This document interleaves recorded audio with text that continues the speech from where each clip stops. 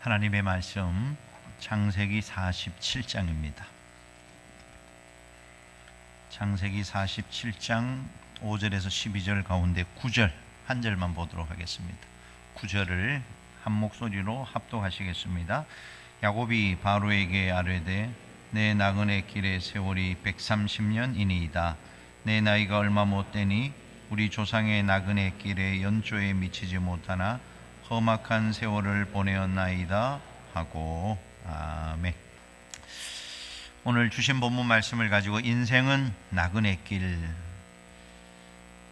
오늘 본문에 야곱이 나그네 길이다 이런 표현을 하지요. 오늘 마침 전도 행사를 했는데 여러분 다들 보면 우리 교회 오면은 저 글자가 눈에 확 들어오는 것 같아요. 전도는 어명이다, 전도는 사명이다. 그러니까 우리가 이 전도 오늘만 전도하고 이제 전도 안 해도 되죠. 오늘 전도 축제 했으니까 이제 다음 주부터는 그게 아니고 계속 전도해야 됩니다. 전도는 하나님의 축복을 가져다 주는, 우리 교회가 살 수 있는 방법도 전도하는 거고, 사실은 나라가 살 수 있는 방법도 복음을 전하는 겁니다. 대영 제국이 그렇게 뻗어나갈 때는 선교사들이 수없이 나가서 영국의 선교사들이 복음을 전할 때였어요. 복음을 전할 때 나라도 강해지고 개인도 강해지고 교회도 강해질 줄로 믿습니다. 이제 매일 전도하고 다음 주일에도 전도하고 계속 전도하실 분만 아멘 하시기 바랍니다. 아멘이 조금 약한 것 같은데요. 우리 전도의 마음을 먹어야 됩니다. 김형석 교수님, 지금도 살아계시죠. 100세가 넘으셨는데 100년을 살아보니 라는 책에 이런 이야기가 있어요. 문구 한번 같이 한번 읽어볼까요? 인생의 나이는 길이보다 의미와 내용에서 평가되는 것이다. 누가 오래 묻기보다는 무엇을 남겼는가를 묻는 것이 역사이다. 요즘 우리 한국의 어르신들이 한 75세 이상이 되어야 내가 노인이다라고 생각하지, 또 더 늘었는지도 모르겠죠. 65세 이상은 아직 노인이라고 생각하지를 않는다는 것입니다. 65세는 그 독일의 수상이었던 비스마르크가 65세 이후는 나라가 책임진다, 그때 그런 말을 하면서 65세가 노인의 기준이 됐는데, 실제로는 이제는 바꿔야 됩니다. 65세도 건강하고 70대에도 건강하신 분들이 많이 있다는 것입니다. 자, 우리나라 올해 2025년도에 65세 이상 인구가 20%를 넘어서 초고령 사회로 진입을 했습니다. 올해입니다. 일본은 20년, 딱 20년 전 2005년에 초고령 사회로 진입을 했어요. 자, 노후가 길어졌어요. 그런데 그것이 행복일 수만은 없다는 것입니다. 삶의 질이 높고 건강의 질이 높고 영성의 깊이가 있어야 복된 노후가 될 거다 하는 것입니다. 자, 성경은 노인에 대해서 어떻게 이야기하는가? 시편 92편 14절 같이 한번 읽어봅니다. 그는 늙어도 여전히 결실하며 진액이 풍족하고 빛이 청청하니. 자, 이게 핵심이에요. 늙어도 여전히 결실하며, 그러니까 노년의 삶이 계속 성장하는 삶이 되는 겁니다. 성숙하는 삶이 되는 거예요. 그러니까 우리가 이걸 놓쳐버리면 노년을 잃어버립니다. 이제 할 만큼 다 했으니까 이제 죽을 때까지 그냥 가만히 있다가 가다, 아니라는 거예요. 성경적인 노인관을 분명히 붙들어야 됩니다. 늙어도 여전히 결실하며, 그러니까 나이가 들었다고 못한다는 것은 하나님 앞에서는 핑계라는 것입니다. 그러니까 그 나이에 맞는 하나님의 사역을 계속 해야 됩니다. 65세 이상만 아멘 하시기 바랍니다. 학원 사람이 아멘 안 하셔. 아멘 해야 돼요. 아니, 이게 성경이 그래. 늙어도 결실한다는 거예요. 결실하기 싫어요? 여러분, 생각을 좀 바꿔야 됩니다. 생각을 바꿔야 돼요. 말씀을 듣는다는 것은 성경적인 사고를 한다는 거예요. 그게 큐티를 해야 하는 이유가 뭐냐면은 큐티를 하고 적용을 해야 돼요. 내한테, 내 삶에 내 생각이 바꿔져야 그게 큐티가 이루어지는 거예요. 고린도후서 4장 16절 같이 읽어보겠습니다. 그러므로 우리가 낙심하지 아니하노니 우리의 겉사람은 낡아지나 우리의 속사람은 날로 새로워지는도다. 자, 우리 65세 이상 성도님들만 날로 새로워지고 있습니까? 아멘 하셔야 됩니다. 날로 새로워져야 돼요.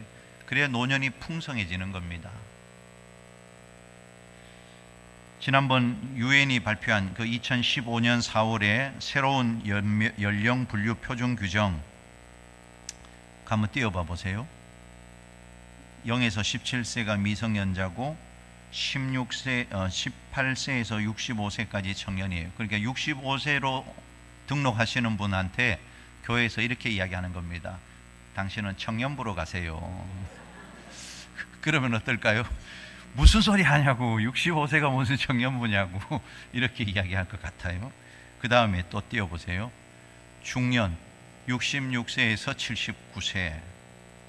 79세 등록하신 분한테 당신은 한창 일할 나이니까 장년부로 가서 차량 봉사도 하시고 봉사를 하라 그러면 깜짝 놀랄 겁니다. 열이면 65세가 청년이라고요? 중년이 79세라고요? 노년이 99세라고요? 노년 띄워 80에서 99세. 자, 통계적으로 봐도 2050년이 되면 65세 이상 노인 인구가 미국은 거의 1억에 가까운 9천만 명이 됩니다. 지금 미국이 3억이잖아요. 그러니까 2050년대가 되면 65세 이상이 3분의 1이 됩니다. 자꾸 수가 더 많아질 거예요. 일본은 2050년이 되면 4천만 명. 지금 일본은 1억 2천만 명이니까 4천만 명. 거기도 딱 3분의 1. 우리나라도 똑같이 가고 있는 거죠. 세계적으로 100세 이상 노인이 2000년에 18만 명, 2010년에 45만 명, 2025년 올해 전 세계적으로 100세 이상 되신 분이 몇 명일까요? 맞추면 상품 준다고 나도 유지관 가수처럼 하고 해볼까요? 지금 전 세계에 100세 이상 되는 노인이 몇 명일 것 같아요? 모르면 챗 GPT한테 물어보면 됩니다. 제가 물어봤더니 70에서 80만 명. 그러면 2050년이 되면 100세 이상 노인이 몇 명이 될 건가 물어봤더니 370만 명이 된다. 그러니까 갈수록 100세 이상 노인이 더 많아진다는 겁니다. 그러니까 여러분 오래 살 거예요. 그러니까 오래 살 걸 대비를 하셔야 됩니다. 지금 뭐 로봇도 발전하고 의학도 발전하고, 지난번 그 중국에 뭐 80년 전승절인가 해가지고 푸틴도 오고 시진핑하고 푸틴하고 그 행사장으로 가면서 이야기한 게 뉴스에 나왔잖아요. 시진핑이 이렇게 말했대요. 얼마 전에 70세는 아직 어린 나이라고 합니다 라고 했더니 푸틴이 인공장기 이식 등 현대의학 덕분에 수명 연장의 희망이 있습니다. 그러니까 시진핑이가 뭐라고 했냐면 이번 세기 안에 인간이 150세를 살 가능성이 있습니다. 그 사람들이 그냥 하는 소리는 아닐 겁니다. 물론 뭐 서로 덕담인지 농담인지 모르겠지만 지금 뭐 이런 시대를 살아가고 있어요. 그런데 나이가 오래 산다고 해서 그게 아까도 말한 것처럼 복이 될까 하는 거죠. 삶의 질이 높아질까? 오히려 사회 속에서 빠르게 변화되어가는 사회 속에서 도태될 수도 있고, 세대 간의 갈등이 더 심화가 될 수가 있고, 문화적인 충돌, 지금 뭐 40대도 30대도 MZ세대들과 세대 차이가 나는데 150살까지 살면 얼마나 이제 세대 차이가 나겠냐는 겁니다. 문화적인 충돌, 사회 부적응, 소외와 고립, 고독사 이런 게 문제가 될 거다 하는 겁니다. J.S. 하우스라는 사람이 이렇게 말했어요. 같이 또 읽어보겠습니다. 띄워주세요. 우리는 생애 기간을 추가시키는 데 성공했다. 이제는 이 늘어난 시간에 삶을 추가시켜야 할 때다. 사실 오늘 우리 노년에 있는 성도님들에게 좀 도전을 주고자 이 말씀을 준비했습니다. 이제 늘어난 시간에 삶을 추가해야 할 때다. 늘어난 시간을 다음 세대들과 함께 어울려서 함께 하나님의 나라를 세워가고 함께 사역할 수 있는 이런 노년이 되어야 된다. 그러니까 이제는 노년을 전역한 노병으로 뒷방 늙은이로 취급하면 안 되고 그동안 사회에서 얻은 풍부한 경험과 지식 이런 것들을 재활용할 수 있도록 그렇게 해야 된다는 것입니다. 어쩌면 고령화 시대에 우리 노년의 성도님들은 신앙과 삶을 통합하는 어쩌면 더 깊은 영적 성숙을 필요로 한다 하는 것입니다. 여러분, 인생의 3대 질문이 있습니다. 인생의 3대 질문, 제가 장례식 때 많이 설교했죠. 어디서 와서 무엇 때문에 살고 어디로 가는가. 여러분, 여기에 대한 답을 다 갖고 계시죠? 여러분, 어디에서 왔습니까? 하나님으로부터 왔습니다. 하나님이 우리를 이 땅에 보내셨습니다. 무엇 때문에 사는 것입니까? 무엇 때문에 사는 것입니까? 하나님의 영광을 위해서 살다가 어디로 가는 것입니까? 하나님이 예비한 천국으로 가는 것입니다. 그러니까 여러분, 이렇게 생각해야 돼요. 우리가 살고 있는 이 세상이 모든 것의 끝이 아니라는 겁니다. 죽음이 가까이 왔다고, 나이가 들었다고 모든 게 끝나는 것이 아니고 또 다른 하나님의 나라로 가기 때문에 사명의 길에는 끝이 없어요. 사명은 끝까지 멈출 수가 없다 하는 것입니다. 죽음을 준비하는 사명자가 되어야 한다는 거예요. 톨스토이가 이런 말을 했어요. 같이 한번 또 읽어봅니다. 이 세상에 죽음만큼 확실한 것은 없다. 그런데 사람들은 겨우살이 준비를 하면서도 죽음은 준비하지 않는다. 죽음은 누구에게나 찾아오는 일인데 준비하지를 않는다는 것입니다. 이거는 젊은 사람도 마찬가지지만 나이 들어 노년에 있는 분들도 영원히 살 것처럼 그냥 살아간다는 겁니다. 오늘 우리들은 진지하게 물어보십시다. 죽음을 준비하고 있는가 하는 것입니다. 축구 경기처럼 마지막에 극장골을 탁 터뜨려서 연장전으로 갈 수 있는 인생이 아닙니다.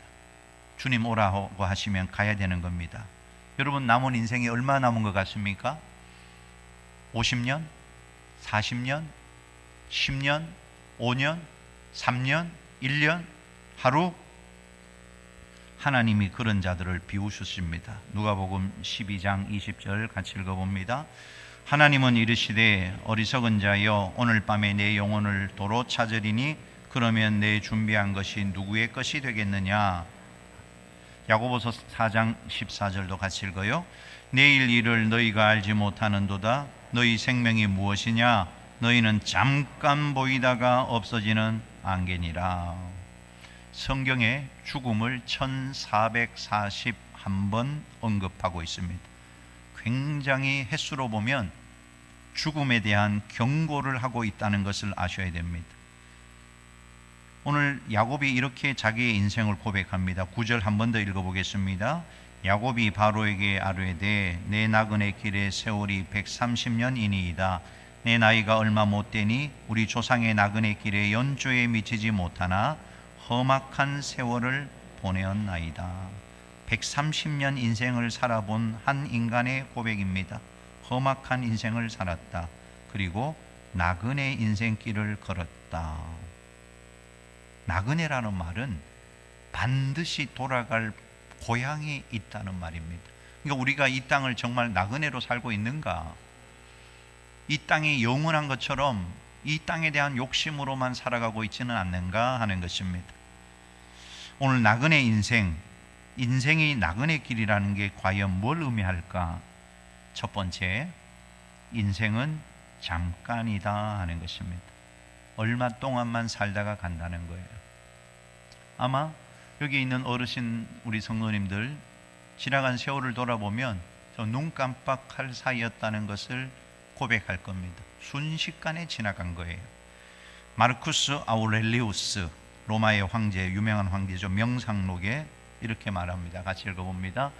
모든 것은 잠깐이며 사라지고 다시 돌아오지 않는다. 이거는 인생이 허무하다는 걸 말하는 것이 아니고 이렇게 시간이 유한하기 때문에 깨어서 지금 이 순간을 진실하게 살아내야 된다. 성경적인 종말로는 종말이 오니까 모든 걸 다 놔버리는 게 아니고 깨어있는 걸 말하는 거지요. 성경은 인생이 짧다는 것을 여러 차례 우리에게 말씀하고 강조합니다. 시편 90편 10절 같이 또 읽어보십시다. 우리의 연수가 70이요 강건하면 80이라도 그 연수의 자랑은 수고와 슬픔뿐이요 신속히 가니 우리가 날아가나이다. 야고보서 4장 14절 앞서 읽은 것처럼 잠깐 보이다가 없어지는 안개다. 이런 말씀들은 우리로 하여금 절망하라는 말이 아니고 하나님 중심으로 살아야 될 이유가 여기에 있다는 겁니다. 인생이 짧기 때문에 다른 데 한눈 팔 시간이 없다. 하나님 중심으로 살아야 된다. 인생이 짧다는 말은 허무한 것이 아니고 거룩한 집중력의 이유가 된다는 것입니다. 내일로 미룰 수 없는 것이 하나님의 일입니다. 거룩한 집중을 해야 된다는 것이에요.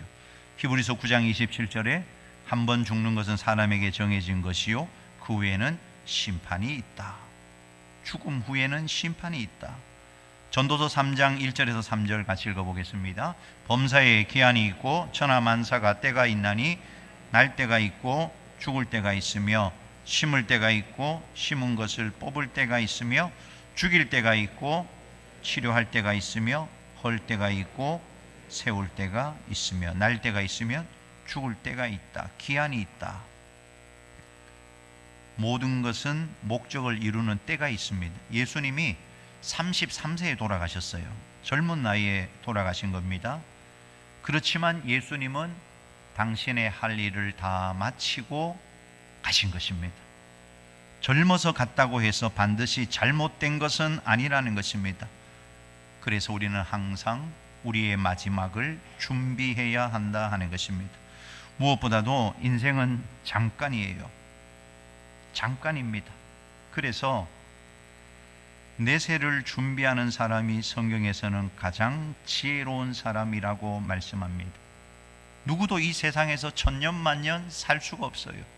우리도 최근에 안타까운 성도들의 죽음을 계속 접하고 있단 말입니다. 예수님이 이렇게 말씀하셨어요. 마태복음 24장 44절 같이 읽어요. 이러므로 너희도 준비하고 있으라. 생각하지 않은 때에 인자가 오리라. 준비하고 있어라. 마태복음 25장 13절 같이요. 그런즉 깨어 있으라. 너희는 그 날과 그 때를 알지 못하느니라. 우리 예수님 하신 말씀, 준비하고 있으라, 깨어 있으라. 준비하고 있으라, 깨어 있으라. 세상에 취하지 말라.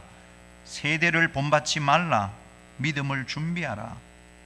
깨어 있다는 말은 잠도 안 자고 깨어 있다는 말이 아니고 지금 이 순간을 하나님 앞에 바르게 사는 태도를 말하는 것입니다. 항상 하나님 앞에서 바른 태도를 갖고 있는 것이 깨어 있는 것입니다. 구원의 확신 속에서 살아가야 돼요. 항상 주님이 나와 함께 하심을 믿고 주님을 바라보고 살아가야 해요. 회개하고 경건하게 전도하고 이게 깨어 있는 거다 하는 것입니다. 여러분, 유한한 우리 인생이 자랑할 게 뭐냐는 것입니다. 자랑할 게 아무것도 없어요.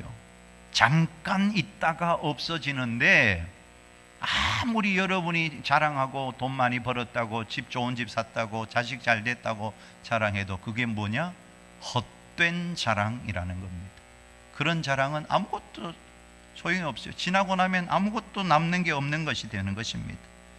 얼마나 오래 살았느냐가 아니라 얼마나 자랑스러운 삶을 살았는가가 중요하다는 것입니다. 그래서 성경은 헛된 수고를 하지 말고 헛되지 않은 수고를 해야 된다. 그러면 우리가 이 세상을 살아가면서 헛되지 않은 수고가 뭘까요? 고린도전서 15장 58절입니다. 같이 읽어요. 그러므로 내 사랑하는 형제들아, 견실하며 흔들리지 말고 항상 주의 일에 더욱 힘쓰는 자들이 되라. 이는 너희 수고가 주 안에서 헛되지 않은 줄 알미라. 항상 주의 일에 더욱 힘쓰는 자들이 되라. 아멘이십니까? 여러분, 오늘도 이 말씀을 그냥 목사님 오늘 오후 예배 맡았으니까 설교니까 그냥 하는 거다 이렇게 생각하지 말고 하나님이 나에게 직접적으로 하시는 말씀이라고 듣고 아멘하고 삶에도 아멘해야 됩니다. 성경책에만 밑줄 긋지 말고 여러분의 삶에 밑줄을 꺼야 돼요. 항상 주의 일에 더욱 힘쓰는 자들이 되라. 여러분, 죽음을 준비하는 사람은 떠나는 준비를 하면 안 되고 남기는 준비를 해야 됩니다. 떠날 때 뭐 수의를 만들어 놓고 뭐 어떻게 하고 노잣돈도 만들어 놓고, 여러분 그거 쓸 수 있어요? 그거 떠나는 준비가 아니에요. 죽음을 준비한다는 것은 떠나는 준비를 하라는 말이 아니고 남기는 준비를 하라는 것입니다. 뭘 남겨야 되는 것입니까? 신앙의 흔적, 사랑의 흔적, 헌신의 흔적을 다음 세대에게 신앙의 유산으로 남겨주는 것이 죽음을 준비하는 거예요. 떠나는 준비하지 마시고 남기는 준비하셔야 됩니다. 내가 천국 갔을 때 뭐가 남아있을 것인가? 내 자손들이 나를 통하여 어떤 흔적을 발견하게 될 것인가? 남기는 준비를 해야 됩니다. 우리의 인생 순식간에 지나간다는 사실을 꼭 기억하시고 더욱 주의 일에 힘쓰는 성도들 되기를 주님의 이름으로 축원합니다. 두 번째는 인간은 떠날 때 다 두고 가야 한다. 이게 나그네 인생길이라는 겁니다. 욥이 어려움을 당했을 때 이런 고백을 하지요. 욥기 1장 21절 같이 읽어봅니다. 이르되 내가 모태에서 알몸으로 나왔사온즉 또한 알몸이 그리로 돌아가올지라. 주시니도 여호와시오 거두시니도 여호와시오니 여호와의 이름이 찬송을 받으실지니이다 하고, 엄청난 재물 다 잃고 자녀들 다 잃고 그런데도 그의 입에서 원망과 불평이 나오지 않습니다. 떠날 때 다 두고 갑니다. 누가복음 12장 19절에 보면 풍년을 맞아서 큰 소출을 얻은 부자가 고백하는 말이 있어요. 19절 같이 읽어봅니다. 또 내가 내 영혼에게 이르되 영혼아 여러 해 쓸 물건을 많이 쌓아두었으니 평안히 쉬고 먹고 마시고 즐거워하자 하리라 하되, 많은 사람들이 이런 생각으로 인생을 살아갑니다. 그때 하나님이 하시는 말씀이 중요합니다. 그 다음 절 20절 누가복음 12장 20절 같이 읽어요. 하나님은 이르시되 어리석은 자여 오늘 밤에 내 영혼을 도로 찾으리니 그러면 내 준비한 것이 누구의 것이 되겠느냐.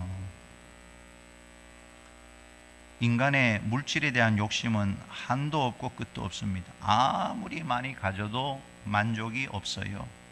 그런데 이 세상 떠날 때 여러분이 모아놓은 물건, 물질 하나도 가지고 갈 것이 없어요.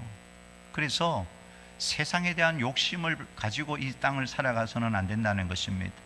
철학자 세네카가 이렇게 말했어요. 같이 읽어볼까요? 죽음은 아무것도 빼앗아가지 않는다. 우리는 본래 아무것도 소유하지 않았기 때문이다. 빈손 들고 왔다가 사실은 빈손 들고 가는 게 인생이라는 것입니다. 두고 가는 게 아니고 잃고 가는 게 아니고 본래 내 것이 아니었기 때문에 되돌려주고 가는 것이에요. 이걸 깨달은 사람은 더 이상 집착하지 않습니다. 그리고 시간을 의미 있고 가치 있게 보내게 될 겁니다. 마태복음 6장에 예수님께서 이렇게 말씀하셨어요. 땅에 보물을 쌓지 말아라. 마태복음 6장 19절에서 20절 같이 읽어봅니다. 너희를 위하여 보물을 땅에 쌓아두지 말라. 거기는 좀과 동록이 해하며 도둑이 구멍을 뚫고 도둑질하느니라. 오직 너희를 위하여 보물을 하늘에 쌓아두라. 거기는 좀이나 동록이 해하지 못하며 도둑이 구멍을 뚫지도 못하고 도둑질도 못하느니라. 하늘에 보물을 쌓아야 된다. 그러면 하늘의 보물은 뭘까요? 하나님께 순종한 믿음의 행위가 하늘의 보물이 될 겁니다. 복음을 전한 수고, 은밀하게 드린 헌신, 눈물의 기도, 이 모든 것들이 될 것입니다. 무엇보다도 하늘의 보물은 영혼입니다. 예수님께서 한 영혼이 천하보다 귀하다고 말씀하셨어요. 그러니까 하늘의 진짜 보물은 영혼, 사람입니다. 내가 전도한 사람, 내가 사랑으로 섬긴 사람, 그들이 하늘의 보물이 된다는 것입니다. 왜냐하면 하나님의 관심은 언제나 사람, 그 영혼에게 있기 때문에 그런 것입니다. 우리 믿음의 성도들, 하늘의 보화를 쌓는 성도들이 다 되시기를 주님의 이름으로 축원합니다. 마지막 세 번째입니다. 나그네는 그 여행을 마치는 시간이 있다 하는 것입니다. 그리고 그 끝에는 반드시 심은 대로 거두게 됩니다. 인생은 어떻게 보면 심는 것의 연속이에요. 심은 대로 거둬요. 은혜를 심으면 은혜를 거두고, 배신을 심으면 배신을 거둡니다. 야곱은 자기 인생이 심은 대로 거두는 인생이었다 고백하고 있는 겁니다.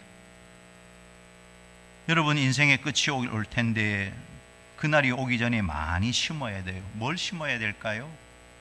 복음을 많이 심어야 됩니다. 전도를 많이 해야 돼요. 예수 그리스도가 구원이라는 사실을 반드시 심어야 됩니다. 세상에 취해 있는 자들을 구원해야 돼요. 물질에 취해 있는 자들을 구원해야 돼요. 권력의 명예에 취해 있는 자들을 구원해야 한다 하는 것입니다. 그래야 칭찬받는 그리스도인이 되는 것입니다. 하나님 앞에서는 일한 대로 상급을 받게 되고 심은 대로 거두게 됩니다. 상과 벌을 다 받게 되어 있어요. 여러분, 우리 나그네 인생의 길 정말 부끄러움 없이 주 앞에 설 수 있도록 힘있게 달려가는 우리 모두가 되기를 원합니다. 한 가지 예화를 들고 말씀을 맺겠습니다.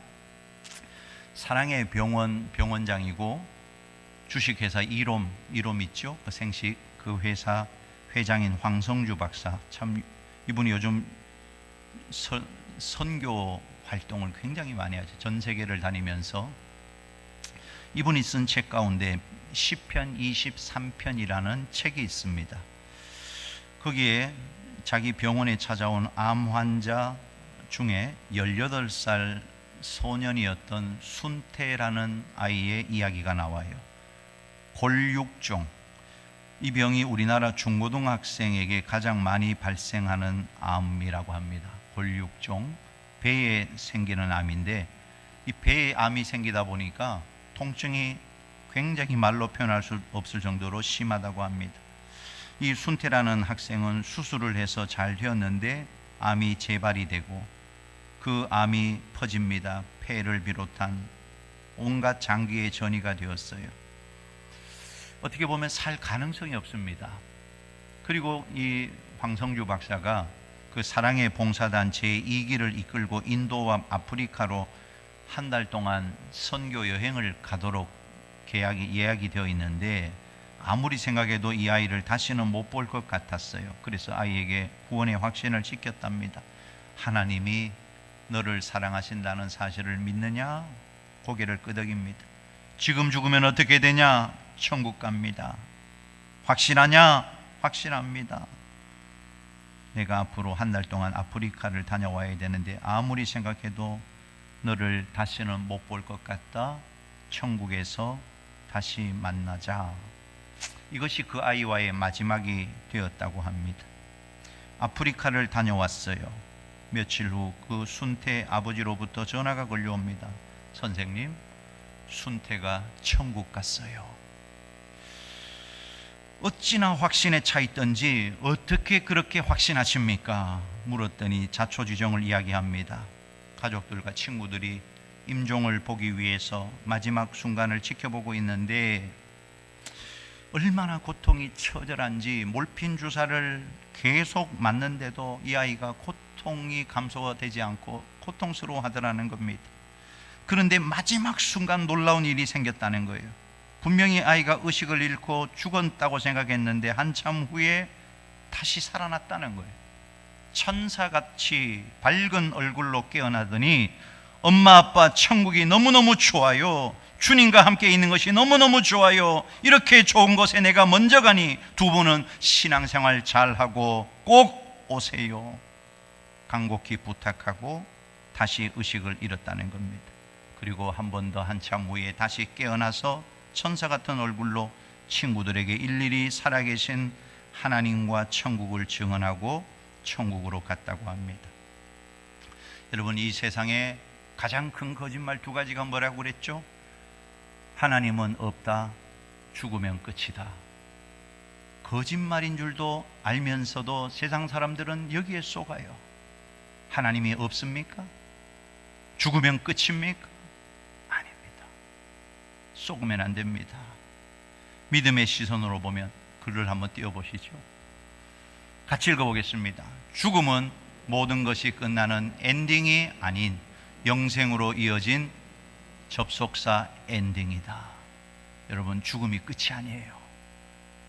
죽음이 끝이 아니에요. 안타까운 죽음을 경험한 우리 성도들도 있어요.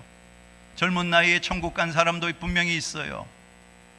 죽음이 끝이 아니에요. 영생으로 이어진 접속사예요. 오늘이 내 인생의 마지막 기회라고 생각하시고 남은 여생 정말 승리롭게 주의 일에 더욱 힘쓰면서 더 이제는 흔적을 남겨야 돼요. 남기는 준비가 필요한 것입니다. 내가 천국 갔을 때 뭘 남기고 갈 것인가? 그것이 죽음을 준비하는 것입니다. 이런 지혜로운 성도들이 다 되시기를 주님의 이름으로 축원합니다.